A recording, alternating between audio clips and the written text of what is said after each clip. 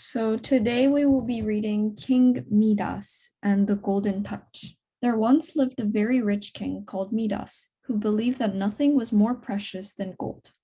He loved its soft yellow hue and comforting weight in the palm of his hand. The chink of gold coins dropped into a leather purse sounded sweeter to him than the sounds of finest musicians.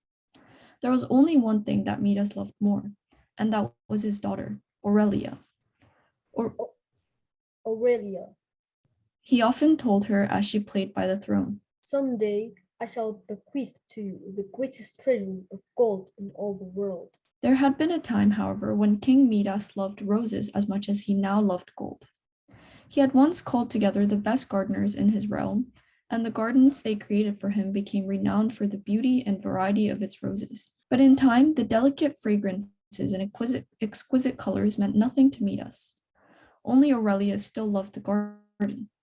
Every day she would pick a bouquet of the most perfect roses to adorn the king's breakfast table. But when Midas saw the flowers, he would think, "Their beauty lasts but a day. If they were gold, it would last forever." One day the king's guards found an old man asleep under the rose bushes and brought him before King Midas. "Unbind him," Midas ordered. "Without my gold, I would be as poor as he. Tonight you shall dine with me." So that night the old man sat at the king's table, where he was well fed and entertained by the king himself. And after a good night's sleep, the old man went on his way. That morning, as he often did, Midas went down into his dungeon. With a large brass key, he unlocked the door to the secret chamber where he kept his gold. After carefully locking the door behind him, he sat down to admire his precious wealth. "Ah, I do love it so," he sighed, gazing at his riches. "No matter how hard I work, no matter how long I live, I will never have enough." He was lost in these thoughts when the chamber suddenly filled with light. King Midas looked up and was amazed to behold the glowing figure of a young man. Since there was no way into the room but through the locked door, Midas knew that he was in the presence of magic. "Do you not recognize me, friend?" Midas shook his head. The mysterious stranger smiled at him, and it seemed that all the gold in the dungeon glittered even brighter. "I am the old man from the rose garden. Instead of punishing me for trespassing, you entertained me at your table. I had thought to reward you for your kindness, but with so much gold you must surely want for nothing." "That's not true," cried Midas.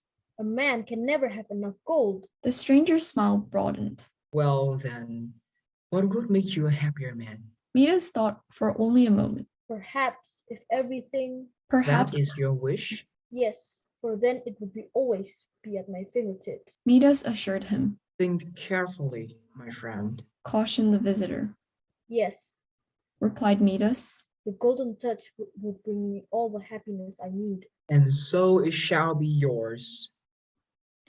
With that, the mysterious figure became brighter and brighter, until the light became so intense that Midas had to close his eyes. When he opened them, he was alone once again. Had the enchantment worked? Midas eagerly rubbed the great brass door key, but was greatly disappointed. There was no gold in his hands. Bewildered, he looked around the dim room and wondered if perhaps he had been dreaming. But when King Midas awoke the next day, he found his bedchamber bathed in golden light, glistening in the morning sun. The plain lined bed covers had been transformed into finely spun gold. Jumping out of bed, he gasped with astonishment. The bedpost turned to gold as soon as he touched it. "It's true!" he cried. "I have the golden touch!" Midas pulled on his clothes. He was thrilled to find himself wearing a handsome suit of gold. Never mind that it was a bit heavy.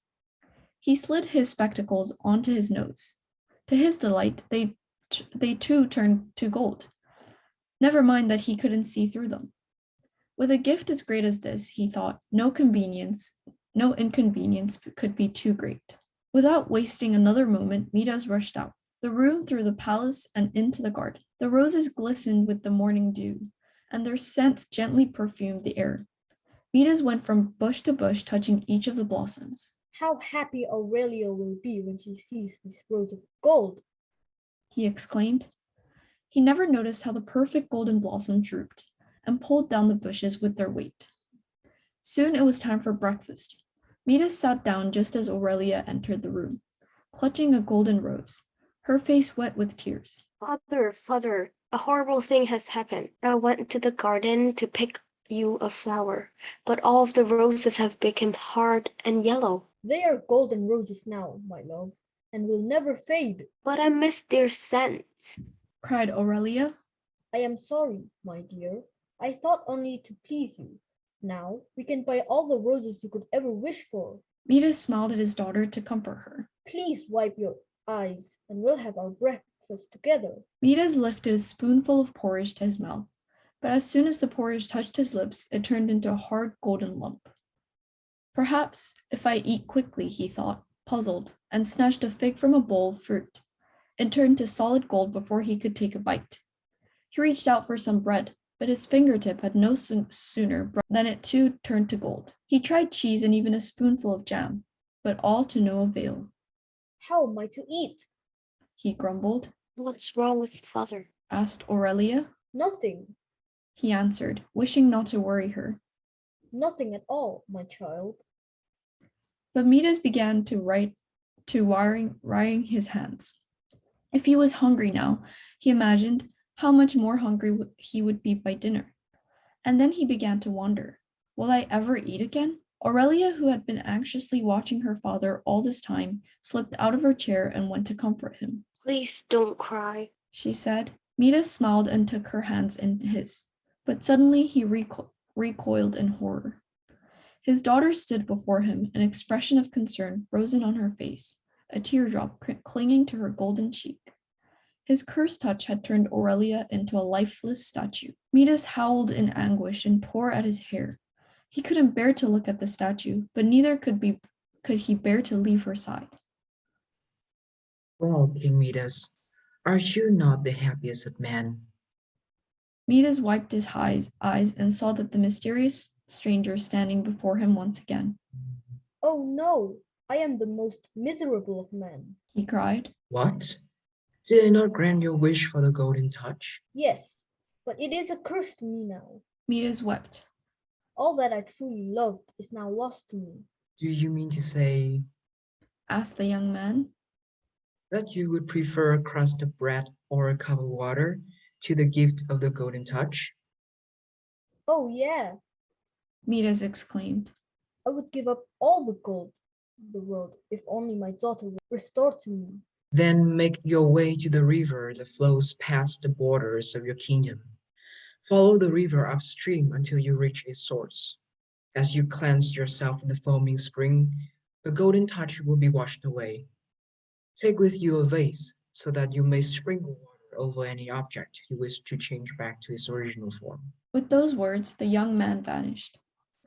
As soon as Midas reached the spring, he plunged in without removing even his shoes. As the water washed the gold from his clothes, he noticed a pretty little violet growing wild along the banks and gently brushed his finger against it. When he saw that the delicate purple flowers continued to bend with the breeze, he was overjoyed. Midas made his way back to the palace, where the first thing he did was sprinkle the water over his beloved Aurelia. No sooner did the water touch her cheek than she was restored.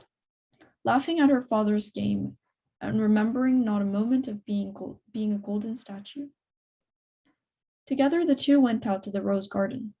Midas sprinkled each frozen rose with a little river water, and Aurelia clapped her hands when she saw them cured of their golden blight. Joyfully, then Midas restored all else he had transformed, except for a single rose, kept forever as a reminder of the golden touch.